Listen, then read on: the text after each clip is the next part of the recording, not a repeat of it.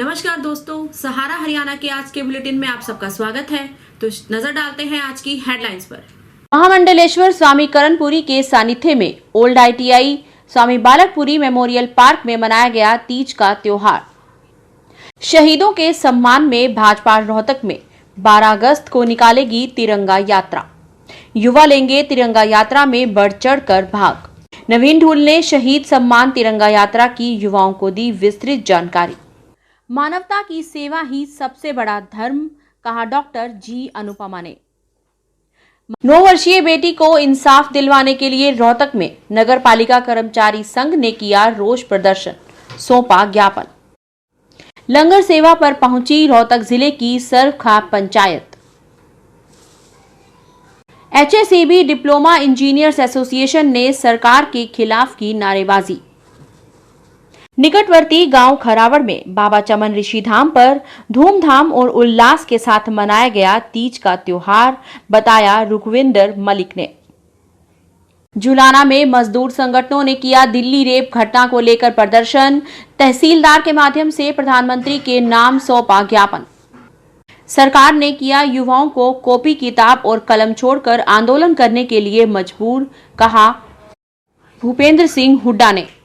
पुरी धाम के पीठाधीश्वर महामंडलेश्वर स्वामी करणपुरी महाराज के सानिध्य में ओल्ड ITI स्थित स्वामी बालकपुरी जी मेमोरियल पार्क में तीज का त्योहार धूमधाम के साथ हर वर्ष की तरह मनाया गया।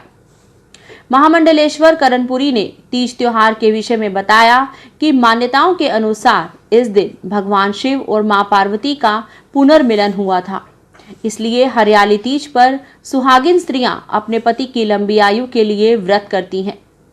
हरियाली तीज का पर्व हर साल श्रावण मास में शुक्ल पक्ष की तृतीया तिथि को बनाया जाता है, इसलिए इसे श्रावणी तीज भी कहते हैं। इस दिन बांके बिहारी जी को भी झूला दिया जाता है। इस बार इस तीज महोत्सव पर पतंगबाजी का आयोजन भी किया गया।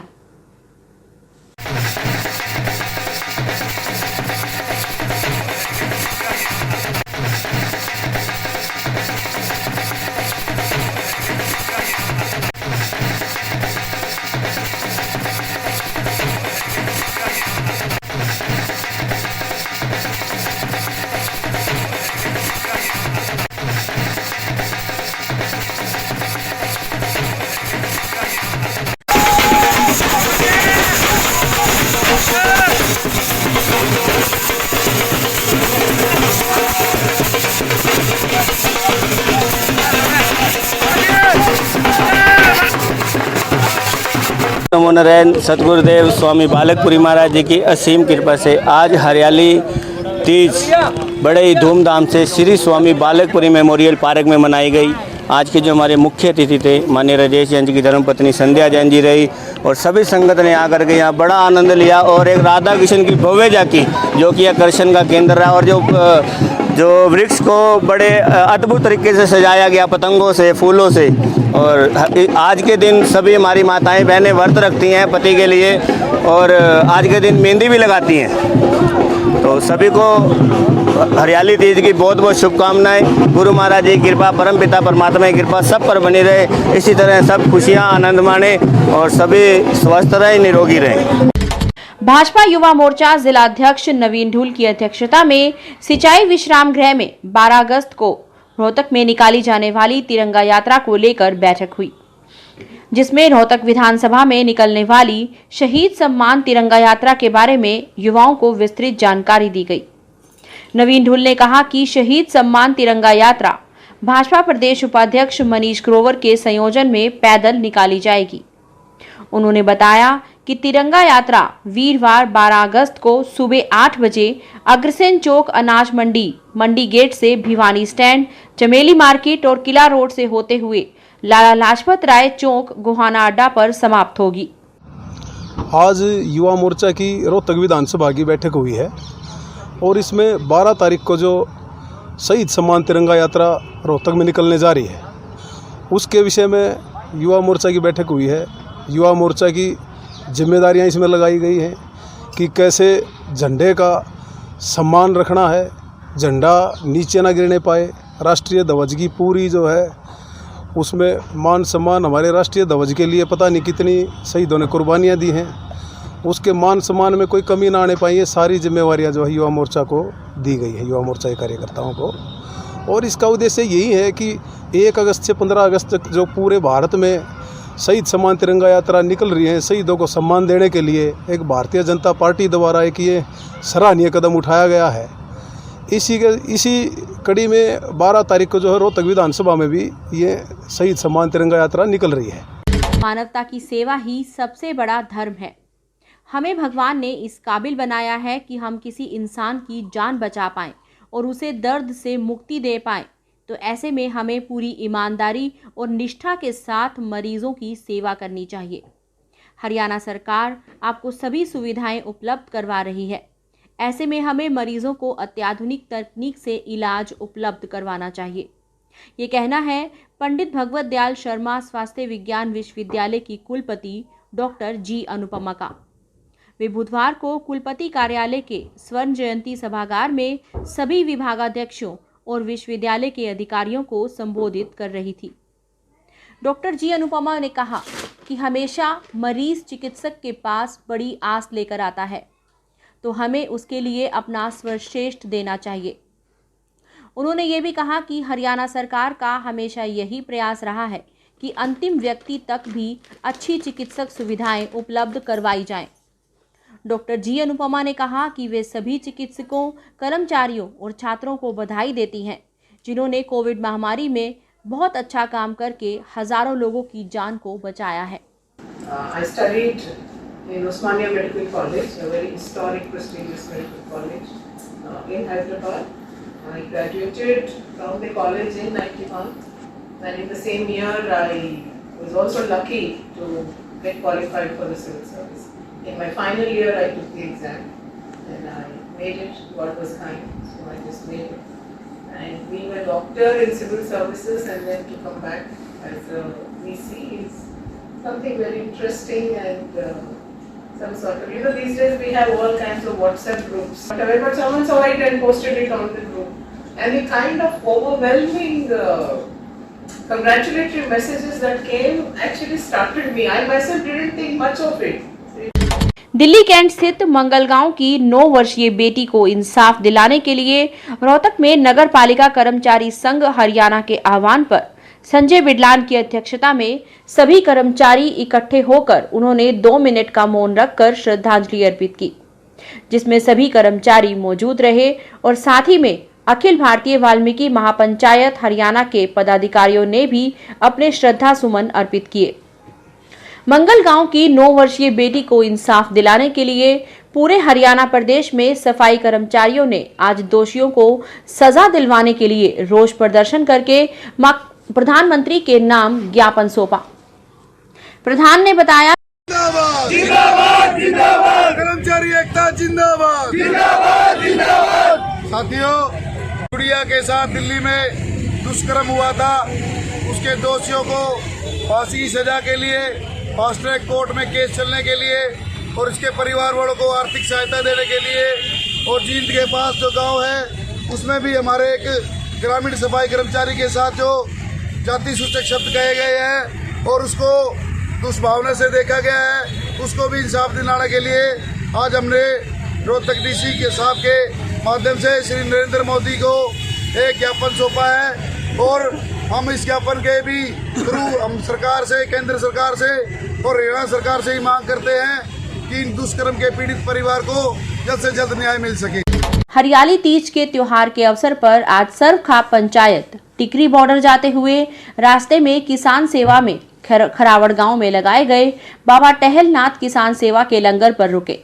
वहां उन्होंने भंडारे में सेवकों की 8 महीने से जारी कार्य की सराहना की। सर्वखाप संयोजक महेंद्र सिंह नांदल ने कहा कि आप लोग बहुत अच्छा काम कर रहे हैं। ऐसे में समाज का भी कर्तव्य बनता है कि वो यहाँ अपना सहयोग दे और किसानों की सेवा में बढ़ चढ़ कर दान और सहायता दे।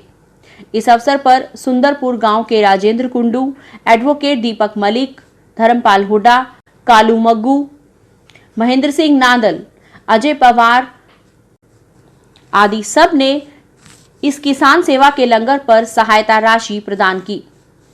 जिसके लिए स्वयंसेवकों और समस्त गांववासियों ने उनको धन्यवाद दिया। HSAB डिप्लोमा इंजीनियर्स एसोसिएशन ने राष्ट्रीय समन्वय समिति की बैठक के बाद आज 1 दिवसीय कार्य दिवस के बहिष्कार को 1 घंटे के विरोध में तब्दील करके सरकार के खिलाफ नारेबाजी की। प्रदेश अध्यक्ष अभिमन्यु ने बताया कि इसका मुख्य कारण ये रहा क्योंकि लोकसभा में अभी तक इलेक्ट्रिसिटी बिल 2021 पास नहीं किया गया। साथ ही उन्होंने ये भी चेताया कि अगर आगामी दिनों में लोकसभा या राज्यसभा में ये बिल लाया जाता है तो पूरे भारत में इसका विरोध किया जाएगा और बिजली कर्मचारी हड़ताल पर चले जाएंगे, जिसकी सूचना सरकार को और सभी इकाइयों को दे दी गई है। मैं अभिमन्यु धनखड़, राष्ट्रीय महासचिव all India federation of power diploma engineers एवं प्रदेश अध्यक्ष HSAB diploma engineer association Haryana. आज क्या है प्रदेश? आज national coordination committee of electricity employees and engineers और all India federation of power diploma engineers की कॉल पर 1 दिवसीय कार्य बहिष्कार इलेक्ट्रिसिटी अमेंडमेंट बिल 2021 के विरोध में प्रस्तावित था, जिसे कल राष्ट्रीय समन्वय समिति की बैठक के बाद 1 घंटे के प्रदर्शन के रूप में चेंज करके उसको टाल दिया है। कार्य बहिष्कार ओब्लिक हड़ताल को टाल दिया गया है। उसका मुख्य कारण ये रहा कि जो लोकसभा में केंद्रीय ऊर्जा मंत्री RK सिंह ने जो बयान दिया था कि इस मानसून सेशन में इलेक्ट्रिसिटी बिल 2021 पेश करने जा रहे हैं, उसका अभी तक कानूनी जो समिति है, जो कैबिनेट से सेक्रेटरीट है, उससे अभी उसकी पासिंग नहीं हुई है। और ये निर्णय लिया गया है कि जब तक हमारा कॉज ऑफ एक्शन लोकसभा में नहीं आता तब तक हम हड़ताल नहीं करेंगे। और ये स्पष्ट रूप से कल ही कह दिया गया, अगर केंद्र सरकार आने वाली आगामी 11, 12 और 13 जो 3 दिन इस सेशन के रह गए हैं, उसमें अगर ये बिजली बिल को पेश करने की कोशिश राज्यसभा या लोकसभा में किसी भी क्षेत्र में करेंगी तो उसी दिन पूरे भारत देश के बिजली कर्मचारी लाइटनिंग स्ट्राइक पे चले जाएंगे। उत्तर भारत की संस्कृति का प्रतीक शिव पार्वती के मिलन की याद में मनाए जाने वाले इस सांस्कृतिक पर्व को आज निकटवर्ती गांव खरावड़ में महिलाओं और पुरुषों ने धूमधाम से मनाया। महिलाओं ने झूला झूलते हुए हरियाणवी सावन के गीतों की झड़ी लगा दी। इस अवसर पर रोहतक ही नहीं, गुड़गांव, पंचकूला, हिसार और दूर दूर के शहरों और गांव से लोग यहां पहुंचे थे। सांपला की SDM श्वेता विशेष रूप से गांव की पंचायत के अनुरोध पर यहां पहुंची और उन्होंने झूला झूला। महिलाओं द्वारा तैयार किए गए पकवान, गुलगुले, शिवाली, पकोड़े, घेवर आदि सभी का भरपूर आनंद लिया। इस अवसर पर SDM श्वेता को स्मृति चिन्ह देकर सम्मानित किया गया। उन्होंने ग्रामवासियों को आश्वासन दिया कि वो गांव के कल्याण के लिए अपना भरपूर सहयोग देंगी।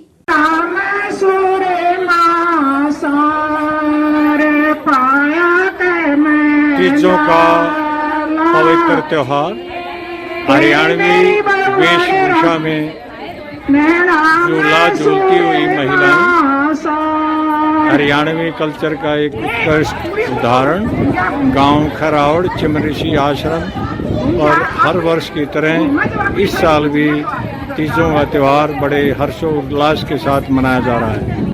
पिछली 1 अगस्त को दिल्ली में एक नाबालिग के साथ दुष्कर्म करके हत्या करने के मामले में पूरे देश में विरोध हो रहा है, जिसके चलते जगह जगह प्रदर्शन करके आरोपियों की गिरफ्तारी और उनके खिलाफ फास्ट ट्रैक कोर्ट में मामला दर्ज करके चलाने की मांग की जा रही है।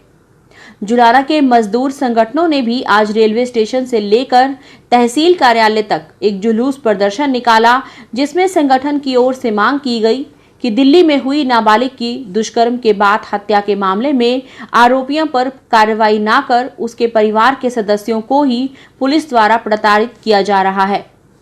ऐसे में सरकार और पुलिस प्रशासन से मांग है कि वो सभी आरोपियों को पकड़कर उन्हें फास्ट ट्रैक कोर्ट के माध्यम से जल्द सजा दिलवाने का काम करे, जिसकी मांग को लेकर तहसीलदार के माध्यम से माननीय प्रधानमंत्री को ज्ञापन भेजा जा रहा है।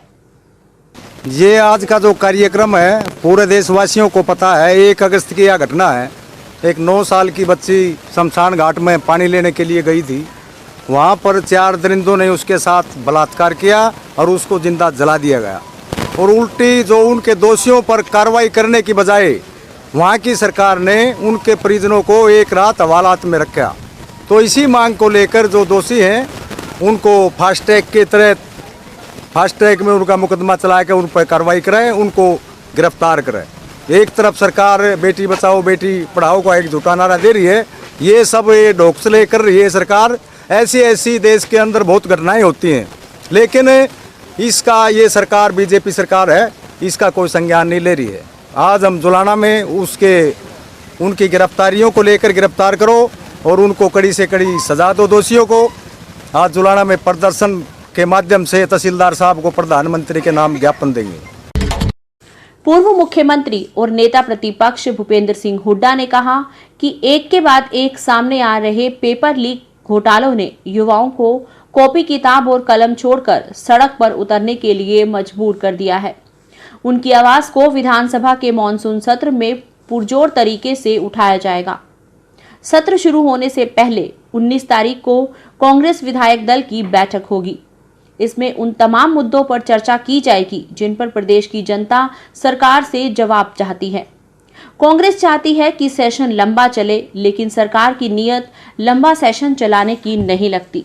जिस प्रकार से पिछले कई सालों में हरियाणा की युवाओं के भविष्य से जो खेला जा रहा है, ये कम से कम 2 दर्जन पेपर लीक हो चुके हैं और बड़ी बड़ी नौकरियों के लिए। अभी देखो ना, पुलिस के लिए या सेक्रेटरी की नौकरियां थी, जिस प्रकार से हुआ, और हर बारी यही तुम्हारा। मैं तो पहले भी कहा असेंबली में, कहा हरियाणा में तो जो नौकरियां हैं इस तरह बेची जा रही है जैसे परचून की दुकान पे, ये लो इतना लो। और ये एसएस कमीशन में भी आपने देखा, उनकी इंक्वायरी गई, इतने पेपर लीक हुए, लेकिन आज तक भी किसी की इंक्वायरी करके किसी को सजा ही नहीं दी है, किसी को पकड़ा ही नहीं है। बस वो हैंड वो छोड़ के हम हाथ झाड़ के बैठ जाते हैं। कोई भी गाप लगाओ, कोई भी इंक्वायरी, और ये किसी इस चीज की नहीं, और जो भी घोटाले हुए हैं, एक के बाद एक घोटाले हुए हैं, किसी की जांच आज तक तय तक नहीं पहुंची। सर, अभी मानसून सेशन आ रहा है 20 तारीख से, उसकी घोषणा को कब बैठ रहे हैं, कब चर्चा करेंगे, और कौन कौन से ऐसे मुद्दे हैं जिनको लेकर विपक्ष जाएगा इस बार? नहीं, मुद्दों की कोई कमी नहीं है। अब आपने देखा, किसान का मुद्दा है, ये बेरोजगारी का है, ये पेपर लीक का है, महंगाई है, और जो कानून व्यवस्था है, क्या बिल्कुल चल रहा है। मुद्दों की कोई कमी नहीं। ये 20 तारीख से सेशन है, तो 19 को हमारी सीएलपी की मीटिंग होगी, उसमें तय करेंगे, और मुद्दों की कोई कमी नहीं। आज के लिए सिर्फ इतना ही। आपके आसपास की और देश और विदेश की खबरों के लिए मिलते रहेंगे। तब तक के लिए सतर्क रहिए, स्वस्थ रहिए, खुश रहिए। नमस्कार।